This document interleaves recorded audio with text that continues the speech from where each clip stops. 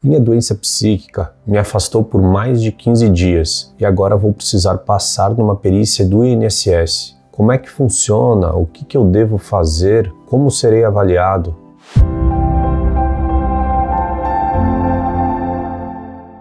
Olá, meu nome é Felipe Tapias, eu sou médico, psiquiatra e esse é o canal Psiquiatria Baseada em Evidências. Hoje eu vou falar sobre as questões burocráticas de quando você é afastado por mais de 15 dias. Apesar de não ser diretamente um assunto sobre saúde, ele gera um impacto muito importante para você que precisa passar por essa burocracia, por essa avaliação. E dentro desse impacto há uma sensação de estresse, há uma tensão, é um momento bastante delicado. Portanto, funciona mais ou menos da seguinte forma: se você que está fazendo algum tipo de acompanhamento é afastado por mais de 15 dias, a empresa que você trabalha tem, pela lei vigente, a obrigação de fazer o seu pagamento até o tal dos 15 dias. E acima dos 15 dias, para que você receba o seu salário, você obrigatoriamente vai precisar passar por um médico que é perito e que trabalha no Instituto Nacional de Seguro Social, o INSS. Esse médico, que não é o seu médico que te assistencializa, o médico que acompanha o seu tratamento, é o médico perito do INSS. E ele vai fazer uma avaliação somente e exclusivamente para compreender se o impacto da sua doença, o que você está atravessando, justifica aquele afastamento por mais de 15 dias, para que desta forma, com a avaliação dele, o Estado possa pagar o chamado auxílio-doença, o nome técnico, benefício por incapacidade temporária. Após a avaliação desse médico perito, se ele for favorável ao que a sua doença leva de incapacidade e ela justifica esse afastamento por mais de 15 dias, o Estado vai efetivar o seu pagamento. Durante essa avaliação, é possível que exista um ponto ali de conflito, de tensão.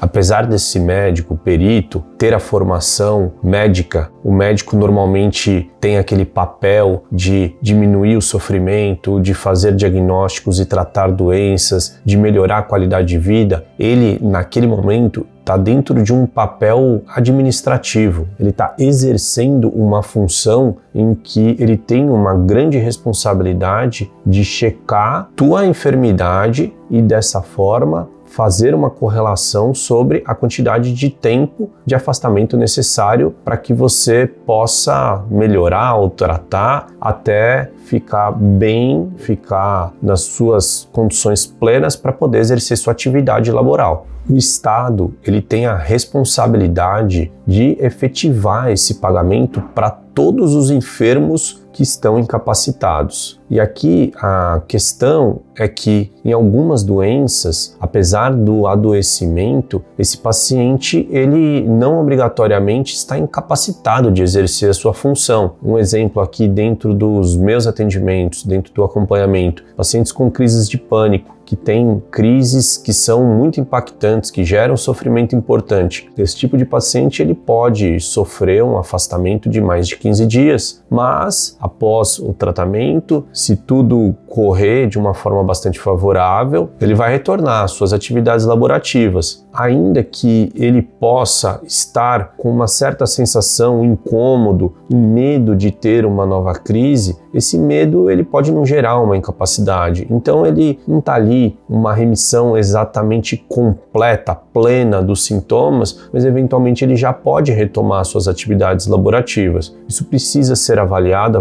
pelo médico que está te assistencializando, acompanhando, e o médico perito. Portanto, ainda que você esteja adoecido, com esse processo de evolução do tratamento, você não obrigatoriamente precisa estar afastado. E o médico perito ele vai ter esse papel. Durante a avaliação do perito, ele pode ter diversas situações e eu vou apontar aqui 3 desfechos que são bastante comuns durante essa avaliação. Uma é o paciente ter melhorado, ainda estar com alguma doença, algum resíduo, mas ele ter capacidade de voltar a trabalhar. A segunda é ele ainda estar completamente incapacitado. E a terceira, e acredito que seja a pior para o médico avaliador, para o perito, é o paciente até forjar algum tipo de sintoma, acentuar aquele sintoma e tentar se favorecer de um benefício que não deveria ser concedido. Mas isso naturalmente é um crime, é um estelionato. Os pacientes que estão em sofrimento de saúde mental, na minha opinião, são os mais frágeis para esse tipo de situação. Eles vão lá passar na avaliação do perito, estão angustiados, com dificuldade de tomar decisões, eventualmente com dificuldade de falar de forma clara, articulada, e precisam ser avaliados. Eles precisam eventualmente expressar as informações ali necessárias que são levantadas pelo médico perito. E eles têm uma doença psíquica, uma doença que não tem uma lesão pujante que mostra aquela dor, aquele sofrimento, a incapacidade. Ele está lá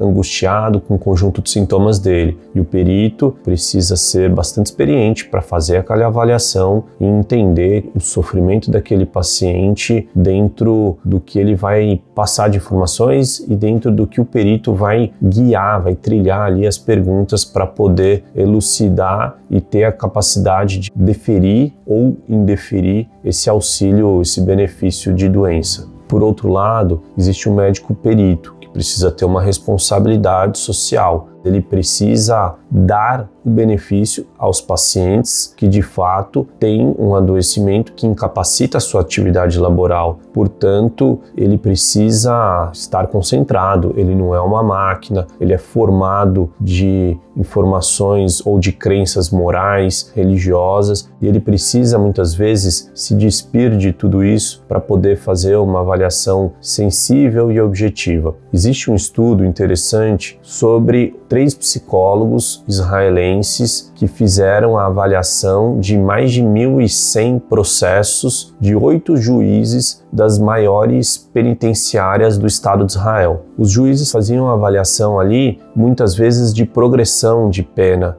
Eles trabalhavam em um regime em que eles almoçavam durante 1 hora e eles tomavam um lanche no meio da tarde durante 40 minutos. E esses psicólogos, eles avaliavam a resposta das sentenças durante o período do dia todo. Na primeira hora do dia, ou seja, a partir do momento que eles começavam a exercer a atividade dele, os juízes davam 65% dos processos favoráveis àquelas solicitações de progressão de pena. Porém, ao final ali do período da manhã, quase que no horário do almoço deles, no período mais próximo antes da primeira pausa, a quantidade de progressão de sentença era de 0, exatamente 0. E isso acontecia novamente antes do período da segunda pausa, do intervalo da tarde, e antes também do final do dia. E a teoria que os psicólogos acreditam que podem estar relacionadas é que o cansaço e a fome têm uma relação, por exemplo, bastante importante com como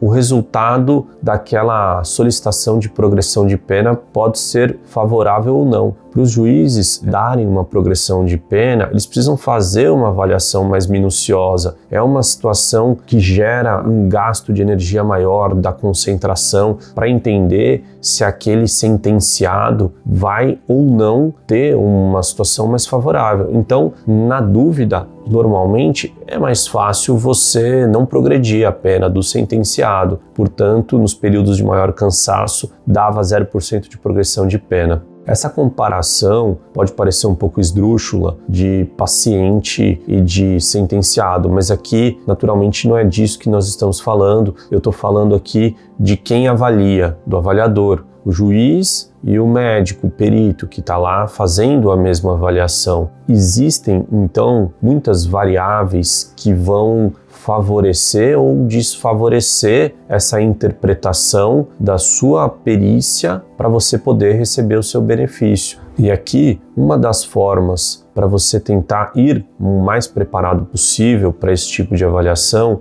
é ir com um relatório sobre o seu acompanhamento. peça ao seu médico assistente para produzir um relatório com todas as informações que são necessárias, que são importantes para a interpretação do seu médico perito. Isso vai impactar diretamente na resposta. Claro que, obrigatoriamente, um relatório bem realizado não quer dizer que vai te dar um resultado favorável. Na minha prática clínica, por exemplo, eu já fiz relatórios muito bem elaborados que, infelizmente, o médico perito não deu como favorável. Na opinião dele, na avaliação dele, ele não acreditava que aquele paciente precisava continuar afastado e, portanto, não receberia ali o benefício e deveria retomar a atividade laboral. E eu discordava dessa avaliação do perito e havia dado ali um relatório dizendo sobre a incapacidade do meu paciente que estava sendo assistencializado. Não é obrigatoriamente o relatório que vai ter o impacto final da decisão, mas é ali um documento importante. O médico perito, ele é uma peça fundamental para que isso tudo aconteça de uma forma organizada. É natural, como em qualquer outra profissão, temos profissionais muito bem inclinados a fazer a atividade dele e temos profissionais que não estão muito bem inclinados, que não exercem ali a profissão de uma forma honrosa. Se você então for passar por uma perícia, algumas dicas aqui práticas. A primeira é você manter a calma. Você precisa passar por esse processo de qualquer forma, certifique-se de que foi encaminhado o relatório para você, que você está indo com esse relatório para passar as informações ao seu médico perito. Ao entrar na sala, responda as perguntas diretas do médico perito. Aguarde que ele faça as perguntas, aguarde que ele solicite os documentos. Ele tem ali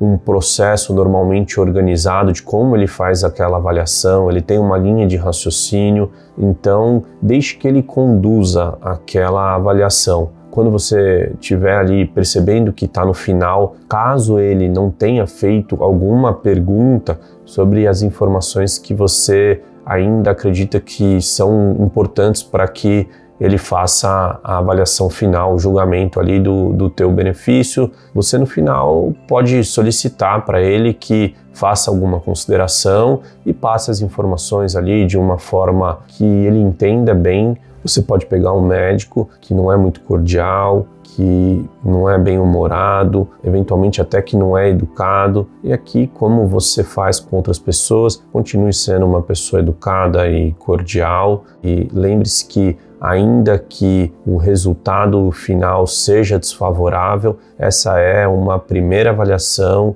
que, se você e o seu médico assistente ainda interpretar que você deveria continuar afastado, você precisa receber esse auxílio, esse benefício de doença, você pode recorrer dessa decisão. Se você gosta dessas informações de saúde mental, curta e compartilha, encaminhe para outros colegas que possam estar passando por esta mesma situação desses vídeos aqui que eu faço.